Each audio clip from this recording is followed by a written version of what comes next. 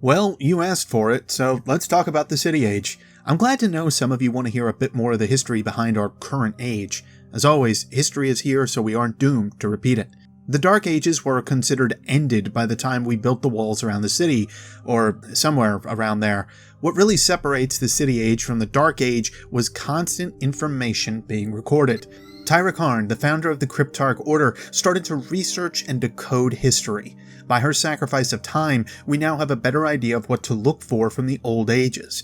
This means so much for the Tower, and even for those that come after us. We don't know everything about the collapse or the Golden Age or the Dark Ages, but the compiled data is there.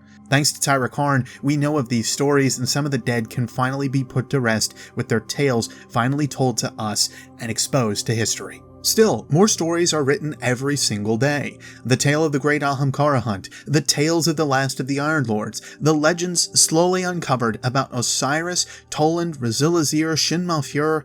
Did I mention last time that my list was pretty long about these guys? Some of these voices caused a lot of confusion to us in the Tower, others were questioned, and still others were shunned. The Speaker was the one we placed at the head of most of our unification efforts. Yes, there were those put into place to help with decision-making, like that of Osiris, Andalbrask, and Saint 14, but the Speaker was the one that made most of the final decisions. This also led to a need for unified philosophies. What I mean by this is the factions. These groups all share a common goal, interest, or ideal that keep those involved committed to a common cause. The original factions that we know of are New Monarchy, Dead Orbit, and the Concordat. We'll touch base on the other factions at a later time, but to emulate the still chaos that existed during the early days of the City Age, the Concordat was later ousted. Found to be in direct conflict and opposition to the Speaker, New Monarchy staged a battle in the city on the Concordat's tower. Their leader's name was Lysander, and you might be familiar with him from some small bits and pieces we found in the tower this past fall. No one is sure what happened to him or his followers entirely, but we do know that they've been banished from the city. Soon after, Future War Cult was placed in their seat as part of the consensus. This now combined public group of policymakers make decisions for us in the Tower, carry out missions in the solar system, run research projects for weapons, equipment, and conjunction with the weapon foundries, and much more.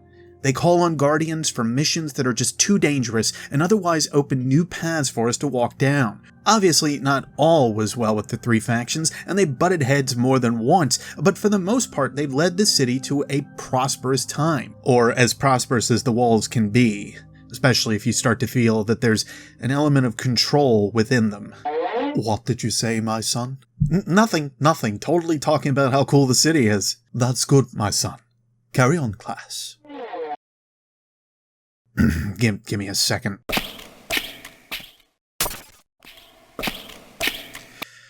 The city is not all it's cracked up to be. Osiris, for instance, was someone that stood against the Speaker and the ways that the Speaker wanted to do things. In short, he felt it best to understand the darkness and not try to simply fight it, feeling that the understanding of our enemy would lead to an age of difference, but this presented a dangerous possibility that we could become the darkness itself, or a part of it. When Osiris started to ask for Guardians to go to other parts of the system on errands for himself, instead of going on missions sanctioned by the consensus, Osiris was brought to question and eventually exiled.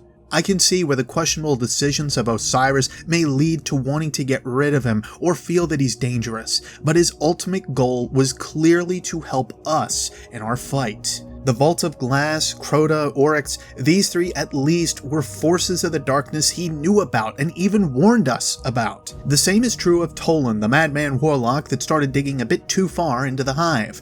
Feared for how close to the darkness it seemed he had come, he was thrown out of the tower by the Speaker on grounds of being too dangerous in his beliefs. Once again, the Hive are a force we fought very heavily for quite a long while, and Toland had information that seemed to help us rather than hurt us. His motives were perhaps unclear, and his methods were still questionable, but he had information that would have been more than valuable at this point in the Tower's life. It doesn't really stop with these two. Countless other individuals have been found to be sanctioned off and dismissed from the city's service completely, leading us to lose the Firebreak Titans from the city, ousting the teachings of Olentan, another high warlock thinker, sending Saint 14 alone to his end on Mercury. The list of transgressions I can show you from this time are just as long as the list of heroes that came from it. That's the issue with written records, however. Those in the past seem like complete, infallible saviors to us, while those in the present are being watched and judged every day. In either case, class, there are several here I haven't touched base on from the City Age, and even then I want to look closer into the factions. The ideas of future war cult, dead orbit, and new monarchy are essential to the growth that this city holds, and are essential to our philosophy of the times. After all, if nothing else dictates what we need to focus on, it's at least the times. In either case, this lesson is over. Look into the teachings of Osiris, Toland, and Ulantan. You might just find some things you didn't want to know about the speaker, and what they actually stood for, and what they actually are trying to do. We'll cover them in later lessons when I'm able to get a bit more privacy, since it's obvious I have people that want to look over my shoulder again. Let Ikora know with a comment card how I'm doing with these lessons. However, keep the exiled bits out of them, unless you really do have extra questions to ask. If you're not sure what to say, leave the phrase City Age after today's topic. If nothing else, thank you for listening, class. Not all is as it seems. See you next lecture.